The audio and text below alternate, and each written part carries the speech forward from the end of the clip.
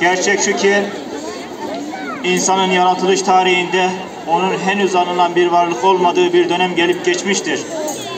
Bizleri yoktan var eden, varlığından haberdar eden ve bizleri Hz. Muhammed Mustafa Aleyhisselatü Vesselam'ın ümmeti olma şerefine nail eden Allah Teala'ya sonsuz hamd ve senalar olsun. Bugün burada Peygamber Sevdaları Vakfı'nın düzenlemiş olduğu Onu Oku, Onu Yaşa isimli siyer yarışmasında Türkiye'de derece yapan öğrencilerimizin ödüllerini vermek için toplandık. Türkiye'de toplamda 194.000 öğrencinin katıldığı yarışmamızda Asmin Özdoğan isimli öğrencimiz Türkiye 108.'si, Ağrı 2.'si ve Patmos 1.'si olmuştur. Yine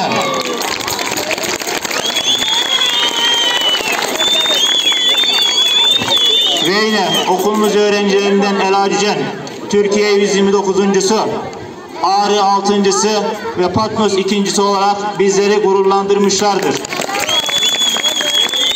Yine buradan şunun bilgisini vermek isterim ki Ekim ayında açtığımız ve yaklaşık 7 aydır aralıksız olarak devam eden Selahattin Eyyubi Ortaokulu Kur'an kurslarında toplamda 22 öğrencimiz eğitim görmektedir.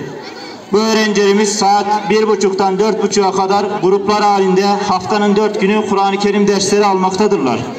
Bu kurslarımız inşallah yaza kadar devam edecektir. Tenkit tüketir, takdir üretir ilkesini benimsediğimiz için ödül alan öğrencilerimizi okulumuz resmi internet sitesinde ve Patmos İlçe Milli Eğitim'in resmi internet sitesinde yayınlayarak bizleri, ailelerini gururlandıracağız. Sadece bununla yetinmeyip Patmos gazetesine de öğrencilerimizin başarısını taşıyacağız.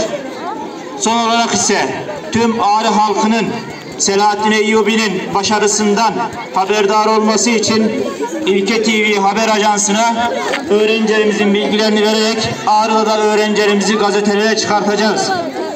Şimdi ödül törenine geçebiliriz. Tabii gerekli görüşmeler yapıldı. Bugün muhabir arkadaşlarımız bizlerden haber beklemektedirler. İnşallah haberlere çıktıkları vakitte sizlerle de paylaşacağız.